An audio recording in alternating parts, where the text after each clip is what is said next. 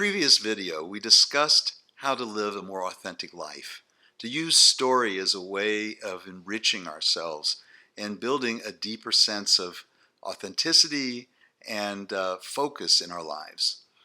So in this video, I want to talk to you about the steps for getting there. So there are 7 that at least I've been able to identify. And the first is to explore and understand your storied brain. What do I mean by that? Well, Donald Hebe, who was a neurophysiologist back in the 40s and 50s of the last century, he postulated that neurons that fire together wire together. It's an interesting idea, and it has huge implications for understanding how stories take up residence in us and keep us sometimes from seeing other possibilities. You see, once neural pathways are laid down and neurons that fire together wire together, we're more likely to stay on focus on those stories. And it's very hard, as you know probably, if you have a story about something that happened in the past, to see it in a new way. The old story is very powerful and takes up a lot of psychic space. So the first is to understand that one, we can lay down new neural pathways. We can lay down new stories, but it's not easy to do. It requires conscious effort and focus. Now, the second is to explore the source of your stories. And I would suggest that, that some of our stories that we have taken with us from the past are treasures and some are trash. Now, where do our stories come from? Well, first of all, we're born into a family. And there's already a story running there, and many of our early stories are stories that we adopt from our family.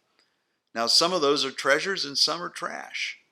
Now, we're also born into a culture, and there is a story that is running in our culture about who we are and what it means to be successful and how do you pursue the good life. And those stories also deeply inform how we see ourselves. So the thing is, we have to see that these stories have been laid down literally, physically in our brains. So first we have to decode them. And we have to be able to take a look at them and say, are these stories serving me or are they limiting me?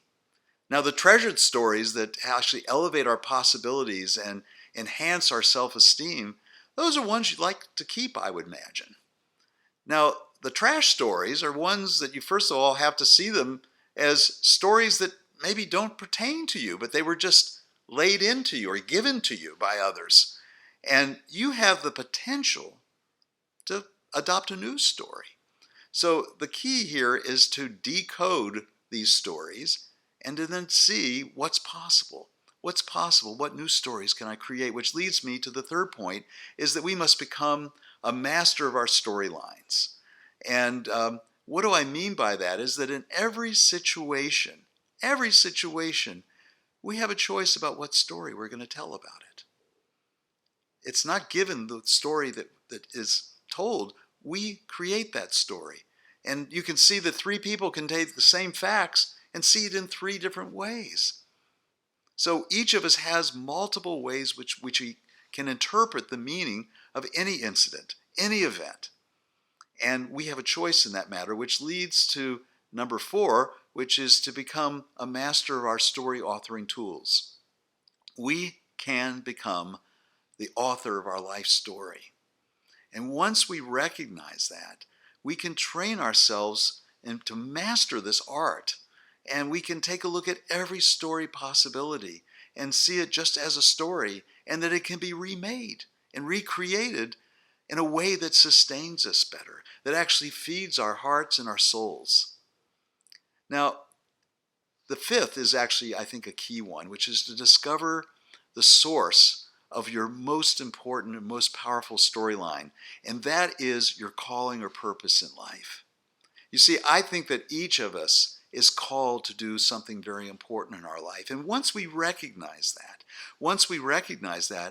and see our life as a story, we can begin to see that even things that divert us from attaining that purpose are just steps along the way. There are just chapters in a story, and it's a story that is not finished. It's a story that has another chapter waiting to unfold, and that we can play a role in its fulfillment. Now, the 6th is that we must make a covenant with ourselves. We must make a covenant with ourselves to pursue that path. And once we commit to that, we will find allies who will support us along the way. We will see diversions and things that are roadblocks as opportunities, not as the end of the story. And it will keep us focused to keep moving forward to fulfill the deepest purpose we have in life. Now, the final last step that I think is really crucial in developing an authenticity and an authentic way of approaching life is to imagine your best aspirational story. Now, what do I mean by that? Is that if we can imagine the story we'd like to create, we are actually setting down the neural pathways to look for clues that will let us know that when we're on that pathway, we can begin to seek out interpretations of events that will support that aspirational story. Because if we're the master and the author of our story, we can choose to take any event and see it in a way that is actually supportive of us in our journey to our fullness and our authenticity. So these are the 7 paths, the 7 steps, and I encourage you to begin to see your life through this lens, and it will open up all kinds of doors for you.